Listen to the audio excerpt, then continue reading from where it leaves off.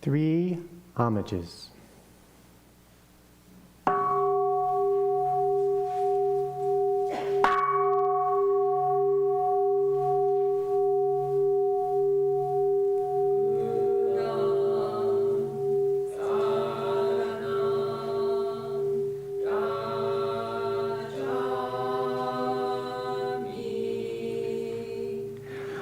Buddham saranam gacchami.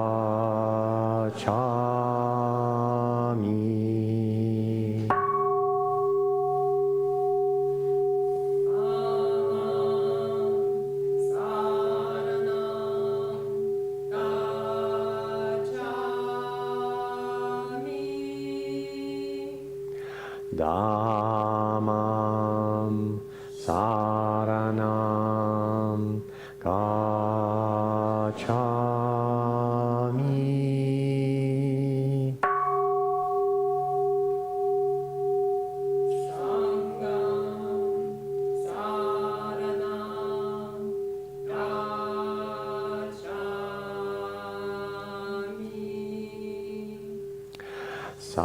Sangham saranam gacchami.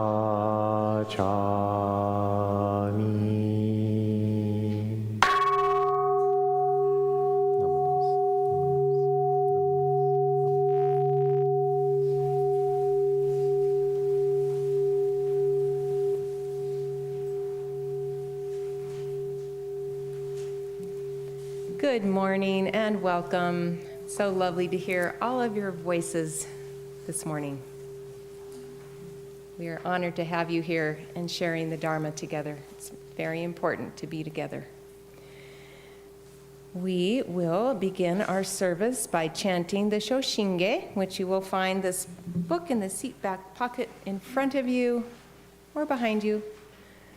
And it's a pleasantly long poem that our founder, Shinran Shonin, wrote about 850 years ago in Japan, and we chant it from the right to the left in vertical columns.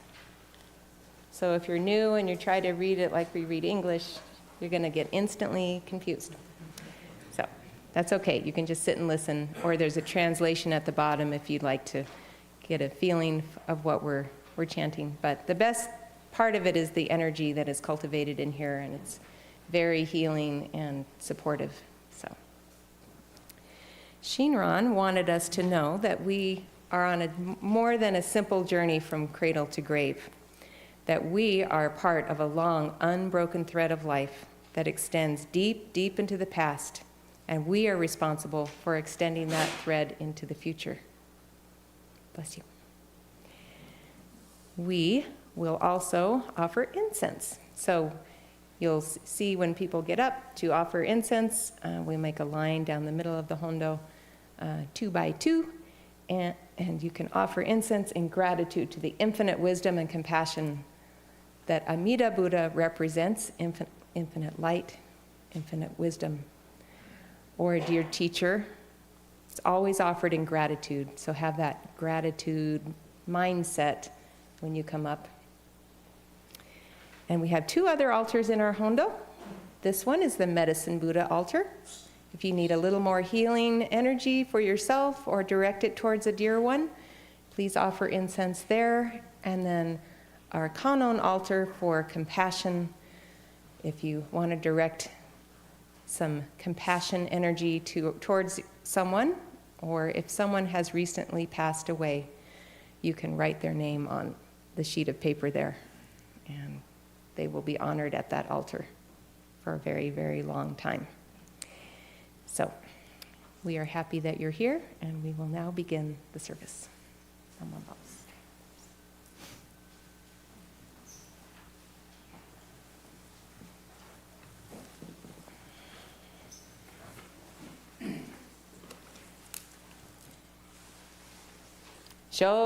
Shoshinge.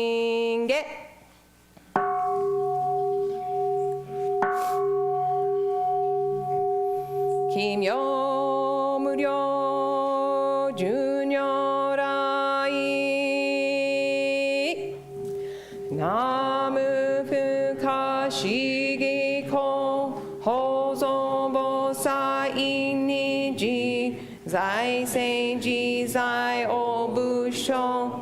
Token shobu jodo in kokudo ninden shizen maku konju mujo shushogan choho keu daiguze koko shiyui shishonju juse myosho monji po uho muryo muhenko muge mutai ko enno shoujo kangi chi e ko udan nanshi mushoko chonichi ga ko shojin sei isai gunjo mukosho hongam yogo shoujo go shishin shingyo ganni in joto gakusho dai ne han Hishimetendo ganjoju,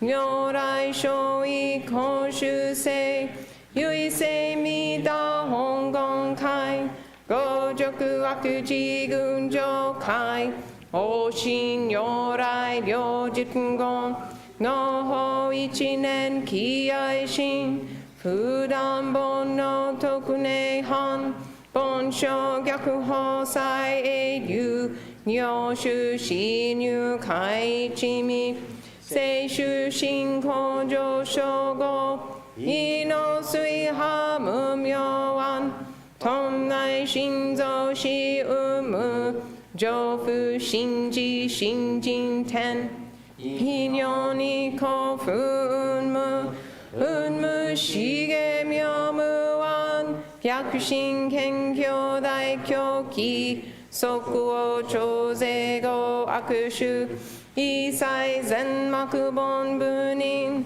monshin yorai guzegon bungon kodai shogesha zenim yo fundarike midabu hongannen bu jaken kyoman akushujo shingyo juji jinni nan Nanchu shinan mukashi Indo saiten shironge Chukajichi iki shikoso Kendai shoko se shoi Myon yorai honze oki Shakad yorai yoga sen Ishugo myonan tenjiku Ruju daiji shutto se Shitno zai ha umuken Senze daijo mujo ho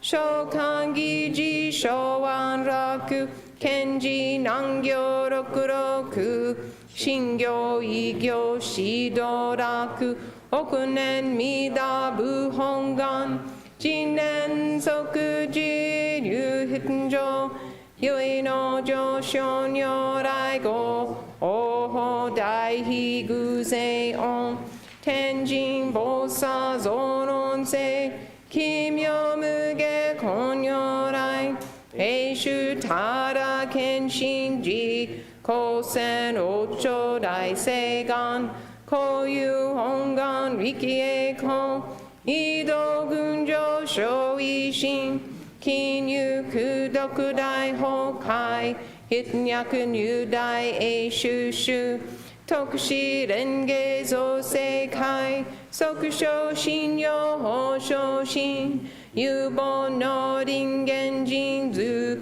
入賞自音自王芸本自動乱両天使上皇乱書菩薩来三蔵ルシ十条教本書専業気楽法天神菩薩論中芸報道因果見世願方言栄光ゆたりき少女死因唯心人惑前本部新人法承知承知即内藩必死無料公明道小雨修正開復系同社継承道南省唯名浄土活入万全自力変言集変満特語感染症三不三心軽音言増魔法明道非因一生増惑地偶税死安妖怪称名化全道独名無償意公愛上三両逆悪妙妙語見因縁排入本願大智慧行者小樹今後心狂気一年総合用意大東逆三人即所法所市上楽原神公開一大教変気安養管理祭先祖出身反戦人法家二道小弁流極重悪人唯勝部大悪罪非正集中煩悩証言水不見大非無見上昇が本次元空妙仏教連民全幕本部人新宗教書後編集戦弱本願具悪性現来生じ臨伝芸慶地義上位昇死即入着上無意楽非知心事にの入苦境大自主死と上妻無変極辱悪同族自主具道心唯過心し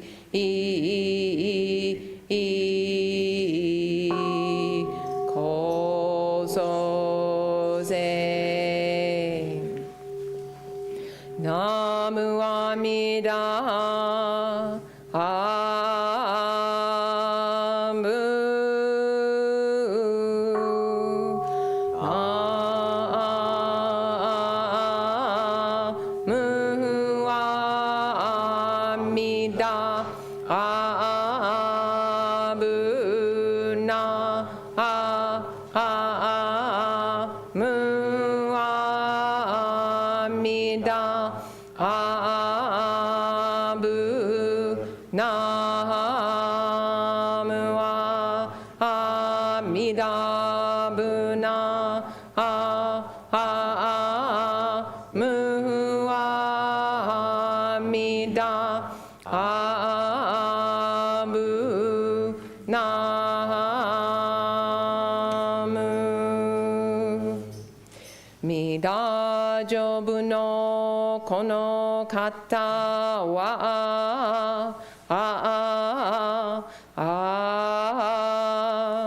今に実行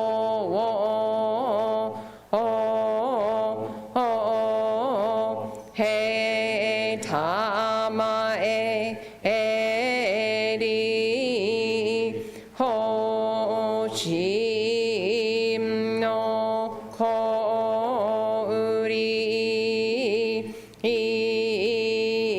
iyanum hiwa mona aku se no momyo uo tera sunari eko kannishi kudoku yodo sei sai do bodai shin ojo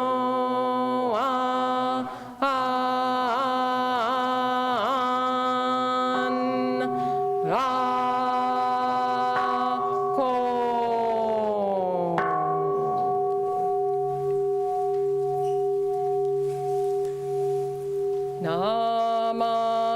namandabu namandabu namandabu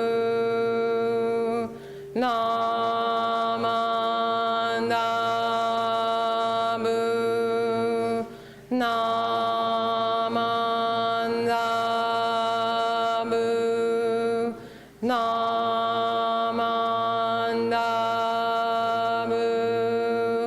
namandabu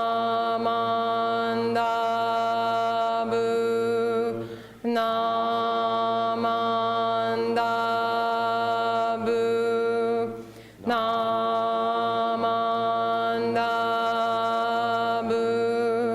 namandabu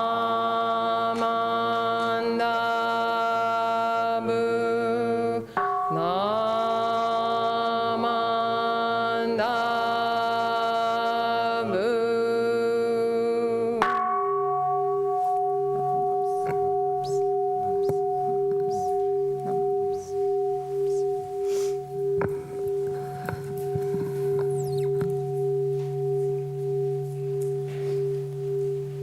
Now we would like to invite the children to go to Dharma school with Reverend Shelley and Aaron. We will sing them out with Let the Buddha Walk With You. Let the Buddha walk with you. Let the Buddha walk with you. Let the Buddha walk, just walk. Let the Buddha walk with you. Let the Buddha walk with you. Let the Buddha walk with you. Let the Buddha walk, just walk. Let the Buddha walk with you. Let the Buddha walk with you.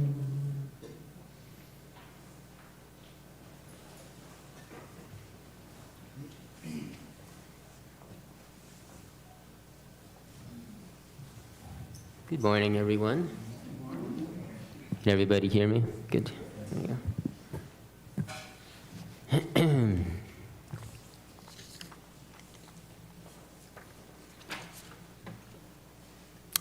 Our reading today is the Upada Sutra. Thus I have heard, on one occasion, the Buddha was living among the Shakyans in the town named Shakara. There, Venerable Ananda went to the Buddha. Having bowed to the Buddha, sat to one side. After sitting in the pleasant silence of friendship for some time, Venerable Ananda said to the Buddha, "This is half the spiritual life, teacher. Dharma friendship, not only associating with good people, but also learning from them, emulating their good qualities." "Don't say that, Ananda. Don't say that," chided the Buddha, pretending anger. His vehemence shocked Ananda. Buddha's stern face melted into a smile. Dharma friendship is actually the whole of the spiritual life. The two contemplated that for a time. It is the whole of the spiritual life. The Buddha then broke their silence. When a student has admirable people as friends, he can expect to develop and truly pursue the Noble Eightfold Path. And how does a student with such admirable people as friends develop and pursue the Noble Eightfold Path? By seeing their example, a student develops just right view, dependent on seclusion, contemplation, and cessation, resulting in letting go. He develops just right thought, speech, action, just right livelihood, effort, mindfulness, and quietude. And by this line of thought, we know how Dharma friendship is actually the whole of spiritual life. It is in depending on me as a Dharma friend that beings who are subject to birth have gained release from birth, that beings subject to aging, have gained release from aging, that beings subject to death have gained release from death. By depending on Buddha as a Dharma friend, beings subject to sorrow, lamentation, pain, distress, and despair have gained release, gained joy. Dharma friendship is actually the whole of the spiritual life. Ananda bowed to the Buddha, and the two sat in silence for a time.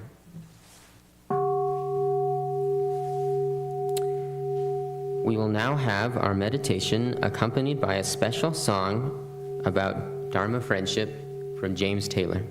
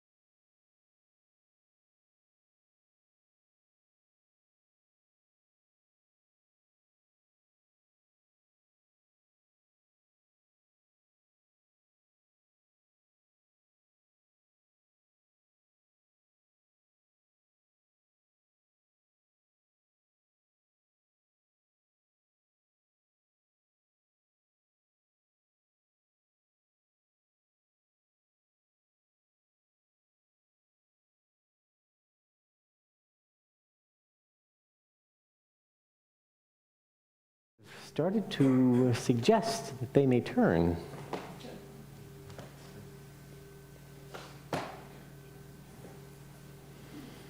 Oh yeah, that starts a whole nother mamas and the papas thing, doesn't it?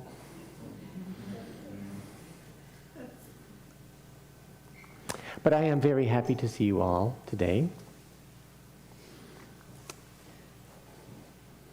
Last weekend we had the gathering of the RBC men's group, and then the previous Sunday the RBC women's group gathered together.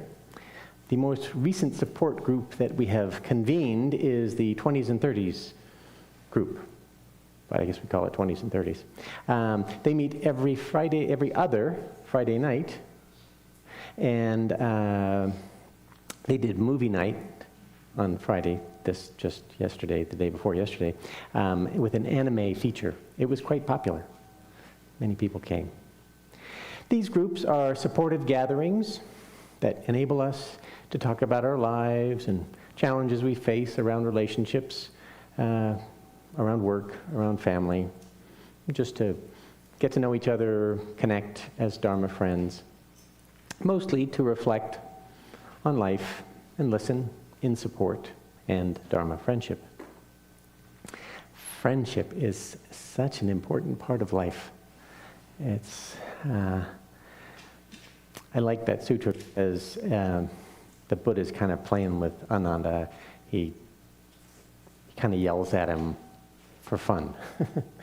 That shows a side of their relationship that otherwise you might not notice.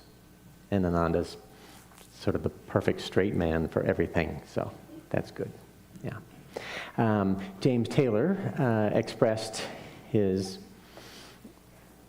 a friend's promise, essentially, right? He's promising to his friend to be there for you, no matter what. That is actually Amida Buddha, the Buddha over here in the center of the room. That is Amida Buddha's promise to all of us to be there for us no matter what.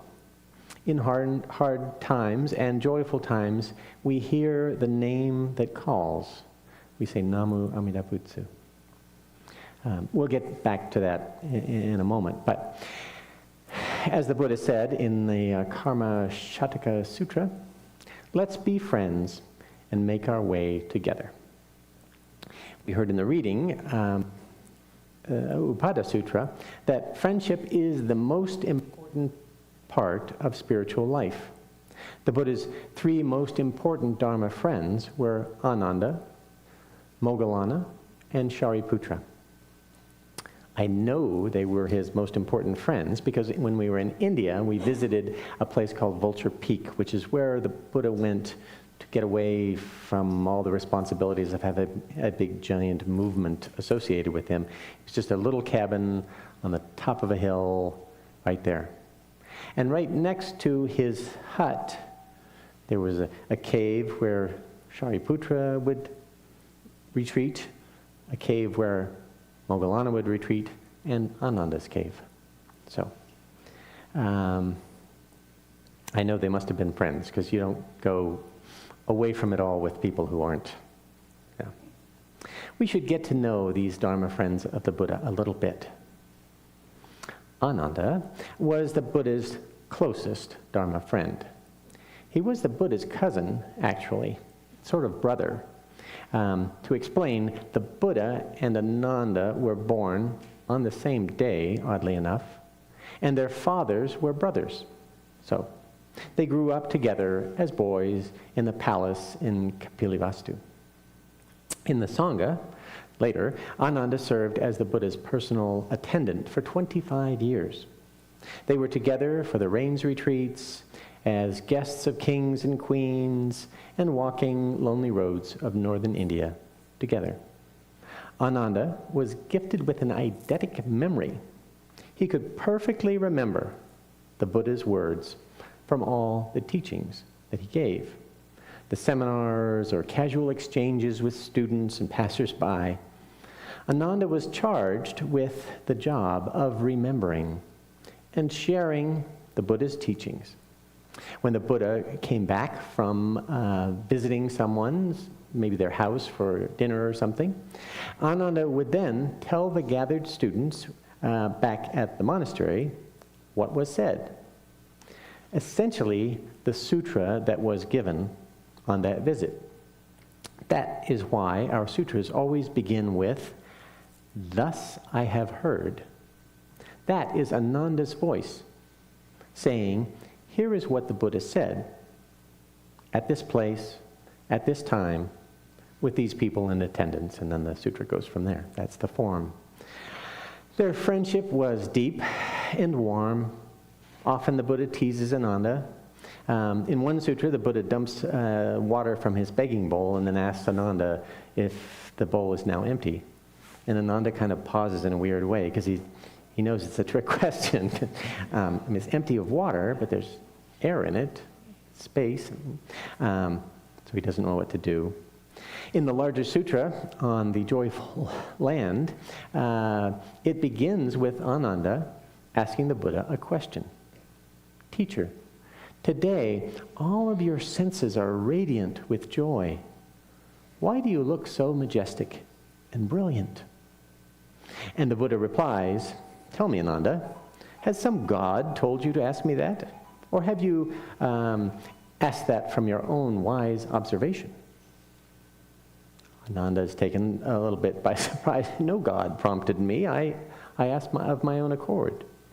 Their exchange is a little bit playful. I mean, it's 2,600 years ago, so you have to read a little play in there, but it's there if you are sensitive to it. The Buddha kind of says, well, why'd you ask me that? And he teases Ananda a little bit. And then they get into the matter at hand.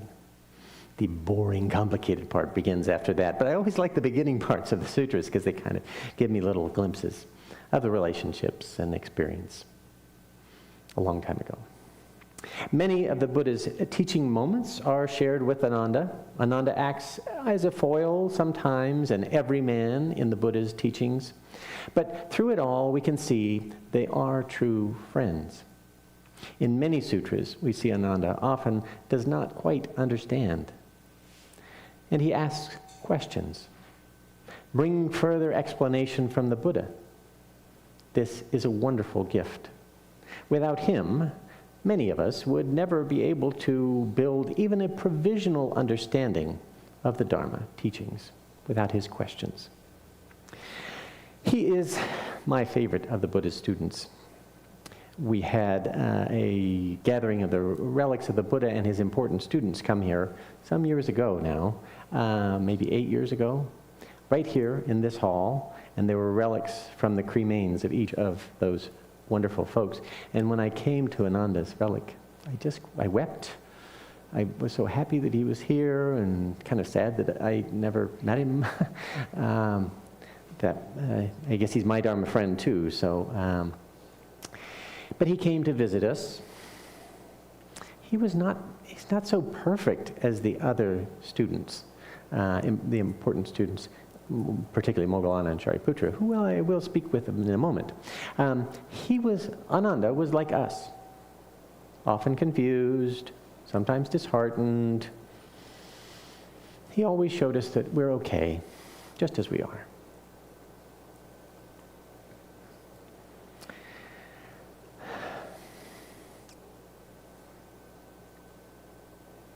All in all, Ananda was a dear Dharma friend to the Buddha, a most essential bridge between the stellar qualities of the Buddha and each of us.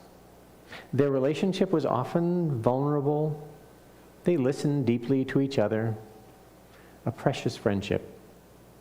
They had fun together, and even with their different roles in the community, they let themselves be friends. The Buddha did have many Dharma friends, as he said in the sutra. But his two finest students, also friends, this is confusing. They were friends of the Buddha, but they were friends with each other first. Shariputra and Moggallana are a great example of Dharma friendship. Ultimately, they became the Buddha's right and left-hand helper teachers in the community. Important friends and fellow travelers with the Buddha. Shariputra and Moggallana had been friends since boyhood. They were also born on the same day, which is a little weird because they just ran into two different pairs of friends who were born on the same day, but okay, I'll let that go. Those two were born to Brahmin families, and they grew up together, neighbors and best friends. Both families were wealthy and well-respected from the highest caste, the Brahmin caste, and they led a life of pleasure and luxury. I'll just pause and take a little peppermint because the incense smoke seems to be particularly pungent today. Okay. I was talking about Shariputra and Moggallana and their friendship. One day, Shariputra and Moggallana decided to attend a festival known as the Hilltop Festival, which included dance and music and art displays and drama, sort of like Burning Man, I might say. At first, they enjoyed the festivities and joined in all the merrymaking. But on the third day, this is a true story, on the third day of the revelry, they reflected on the fleeting nature of sense pleasures. Shariputra and Moggallana left the festival and decided to give up wealth and luxury and follow the holy life of ascetic seekers, religious seekers. They decided to study under a well-known teacher named Sanjaya. They studied diligently for years and learned the philosophy that Sanjaya taught. They worked together to better their understanding, challenging each other, debating each other, and supporting each other. Their relationship was open and vulnerable, a precious friendship. But the two still felt they had not found the full depth of the truth that they were seeking. Shariputra and Moggallana decided to seek another teacher and continue their learning. So they wandered off from that ashram, with that guru. One day, Shariputra saw a Buddhist monk walking with grace and calm, and he asked that monk, who was named Asaji, "Who is your teacher?" Asaji said, "My teacher is Gautama Buddha." Then Shariputra asked what the Buddha taught. Since Asaji was new to the order, he was uneasy about expounding the Dharma. Shariputra asked it this way, "Tell me a little, tell me much, but either way, give me its essence. There is no need for great elaboration." Asaji shared a gatha from the Dhammapada. All things are produced by a cause, even suffering. Thirsting causes suffering. This is his teaching. We all get into that situation sometimes when a friend or someone, a passing moment would ask, well, what is Buddhism about? I usually just say it's about compassion and finding joy, and let it go with that. Though sometimes Dharma friends will bring their friends to the temple. I think that has occurred today, and it's wonderful when we bring a friend to the temple. Anyway, Shariputra was a great intellect, and he saw deeply into Asaji's words. He saw in them the Four Noble Truths of the Buddha, that life can be lived in true joy, that the reason we live without that joy has a cause, and that if we remove that cause, joy will flow in. He knew in that moment he wanted to study with the Buddha. He felt changed, transformed in that moment. So what did he do? He went to tell his friend. Shariputra immediately found his good friend Moggallana and told him all about it. This was what they had been seeking when they had renounced years before. As soon as Moggallana saw his friend, he could see the change. He had a radiance about him that was not there before. Upon hearing just that one gatha from the Dhammapada, Moggallana too was profoundly affected. He was so grateful to his friend for sharing the Dharma with him. And they sought out the wisdom and compassion of the Buddha together as friends. They were living the life we call the Nembutsu life, taking refuge in the wisdom and compassion of Amida Buddha. Taking refuge in friendship, which is often compassionate and wise. They weren't standing alone, charging off to the top of a mountain by themselves to learn something or prove something.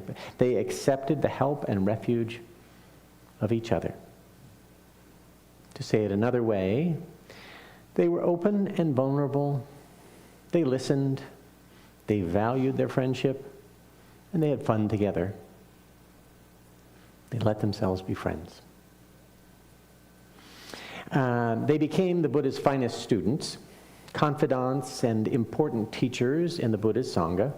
Moggallana was gifted with intuitive abilities that bordered on clairvoyance. He was a mystical master. He taught meditation. And Shariputra was himself gifted with a sharp and brilliant intellect, capable of amazing analytical insights into the Buddha's Dharma. He taught the Dharma in great depth. They each spent long hours with the Buddha in conversation or contemplation. Their friendship with the Buddha was full and varied, but they always shared their essential thoughts, and that accelerated their understanding of the Dharma and the growth of the Sangha. So, in your experience with the Dharma, special friendships will develop. Value them and cherish them. Take the time to notice your Dharma friends and cultivate those friendships. Through these friendships, you will find your true self. I've been talking for a while. I want to pause at this moment. If you could stand as you are able, and then I will describe the audience participation experience. Everybody dreads those things, but anyway. You are surrounded by friends here. You may know them well or may not, but their positive actions have made this gathering possible. If just one of you had not been here today, we wouldn't have the same experience that we're having now. I am very grateful to you all being here. If you would please, take the hand of a person near you, look into their eyes, and thank each other for the gift of this moment together. And you can go in a couple different directions with that.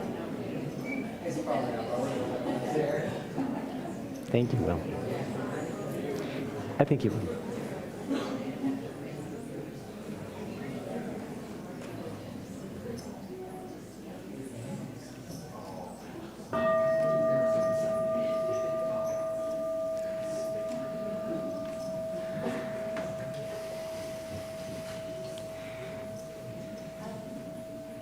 In preschool, they always warn you about those kinds of exercises. They can generate their own energy, and you may never get the Sangha back. They'll just go off and have coffee, and, oh, you're here, cool, I haven't seen you in a long time.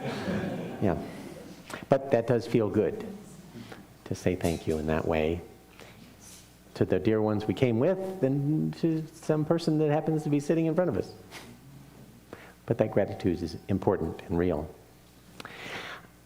In our talk about Dharma friendship, I need to share an example from our Shin Buddhist lineage. Shinran Shonin, our founder, the gentleman with the white tasseled Nenju behind me, had many Dharma friends, like Seikon Bo and Nembutsu Bo. Bo just means priest. One time, they got into an argument about Shinran's faith. I'll read a bit of it from the Tani show. There is a story told by Shinran Shonin. Once, while Honen was alive, he had many students, but few shared his deep faith in Amida Buddha. A dispute arose between Shinran and his fellow students because Shinran said that his faith and Honen's faith were the same. Seikanbo and Nembutsubo opposed him in forceful words, saying, "How can your faith, Shinran, possibly be the same as that of our learned master Honen?" Shinran replied, "It would be absurd if I claimed that I was Honen's equal in wisdom and learning. He is most wise. But regarding our faith in rebirth in the Pure Land, there is no difference at all. His faith and mine are one and the same." Since these Dharma friends still did not agree, there was nothing left to be done but submit the question to Honen. Honen's picture is behind me. His kesa is white. You can see it right there he's one of our important teachers. So they submitted the question to Honen. When the matter was explained to him, Honen said, "My faith was conferred to me by Amida Buddha, and so is Shinran's. They come from the same source. Therefore, they are the same." Shinran's Dharma friends accepted this, and they all benefited from a lively, challenging, spirited debate in their community. In Honen's Sangha, they studied the larger sutra on the joyful land. Amida Buddha makes 48 vows in that important sutra. Amida vows to save all sentient beings in the 10 directions. Not just the smart, or the wise, or the spiritually strong, but all beings, if only they turn toward Amida Buddha. This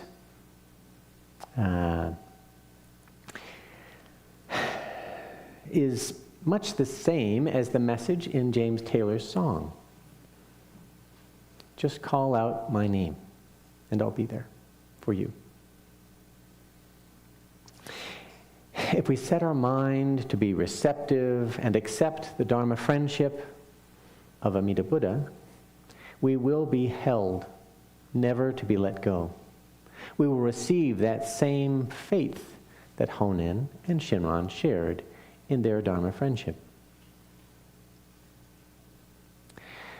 To wrap things up, I want to ask the question, how can we be good Dharma friends? From these examples I've shared with you, and experience,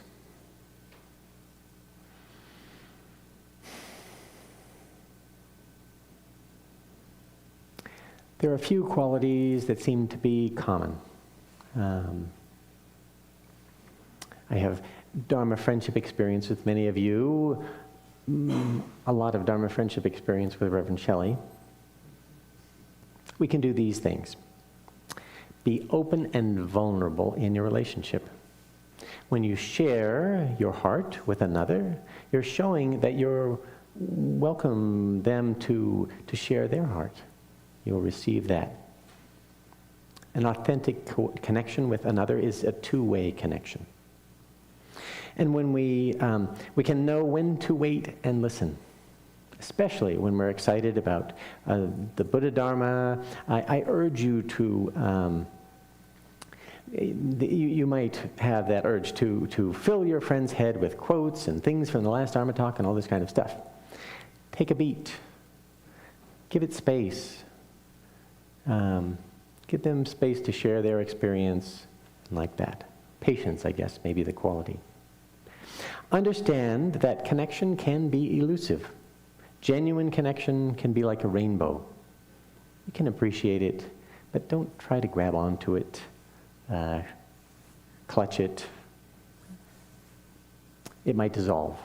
So that's another patient quality. Have fun together.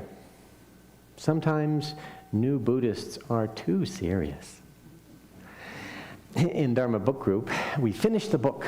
We've been reading a book by Suzuki Sensei, famous Zen teacher from San Francisco. And so I dug up a recording that someone had posted on the interweb of Suzuki Sensei actually giving the Dharma talk. So before, we've been reading the book together, and that's nice. But listening to Suzuki Sensei, who was from Japan, had a kind of an accent, and he was dying of lung cancer, so he's coughing all the time. But even through all of that, they're laughing. I mean, to quote the sutra, half of the experience was laughter. It's all about having fun together. And Suzuki Sensei was good with this kind of thing. He had a big long riff about almost drowning because he was trying to swim across the river just because there were some pretty girls over there. And I don't know what Mrs. Suzuki thought of this whole story, but it's really funny because he's drowning and he thinks, well, he just can't swim, okay, but he thought he would cross the river. So then he realizes he's sinking and he thinks, well, I could walk on the bottom, except it's too deep. So he can see there are pretty girls' legs under the surface of the water because they're sitting on the side of the river. And he's thinking, well, maybe that's the last thing I'll ever see. And they all laugh in the Dharma hall. And, I mean, clearly he survived, so it's not a bad story. They're just enjoying each other. I think an important part of Dharma friendship is having fun. So, and just letting ourselves be friends. It's okay to not have immediate answers. We let go of any impulse to instruct or try to talk your friend into something in particular. We're just fellow travelers in the way. That's the best medicine, just being together, not telling or advising. Yeah. Okay, so to finish, let's share a wholesome wish for our dear Dharma friends. Put our hands in Gasho and repeat my words. May you be happy. May you be free from harm. May you receive boundless compassion. And may peace and harmony fill your heart.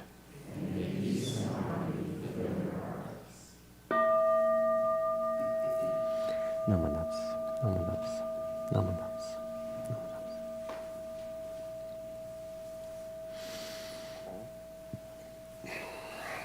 Thank you so much. We usually finish, almost finish, by singing our Reno Buddhist Center theme song, selected by Reverend Alicia. So stand again, and it's on page 49 of the service book.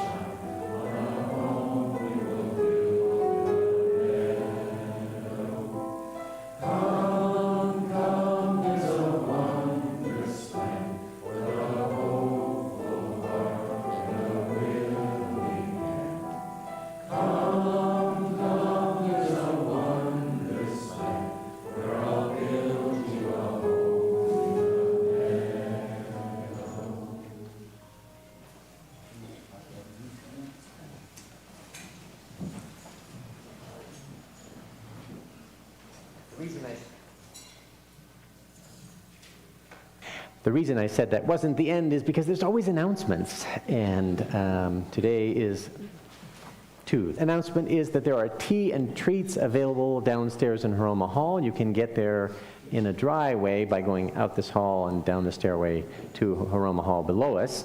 If you want to brave the weather, you can go out that door and circle around. Either way. At our tea time, George Killeran, who's raising his hand there, will be sitting at the table for newcomers. So if you're new or you've brought someone new who would like to ask questions of myself or other members, that's a good place to gather. And we can share those questions and experiences. Our Shin Buddhism class started yesterday, Saturday, and we'll have 2 more sessions, so you can catch up and be part of that if you'd like to know more about Shin Buddhism specifically, next Saturday and the Saturday that follows.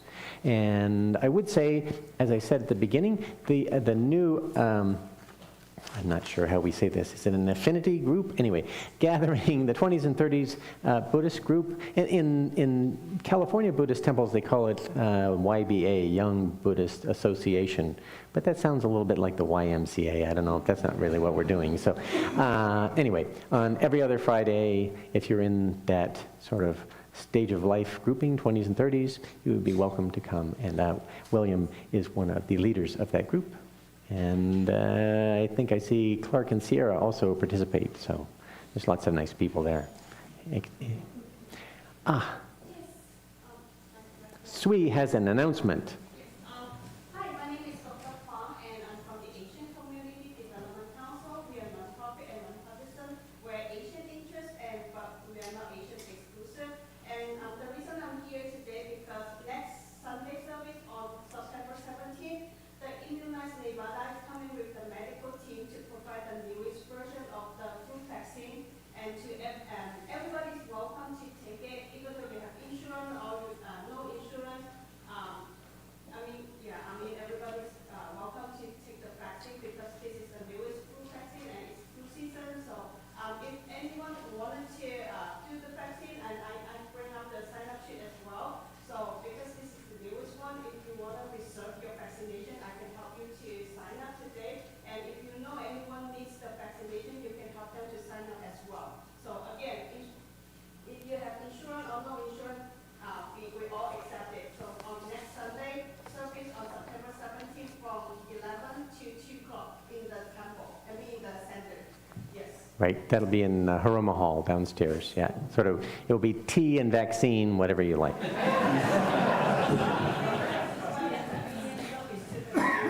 Yeah, it's very helpful. Sui has organized this, and it's helpful for them if you're interested in getting in.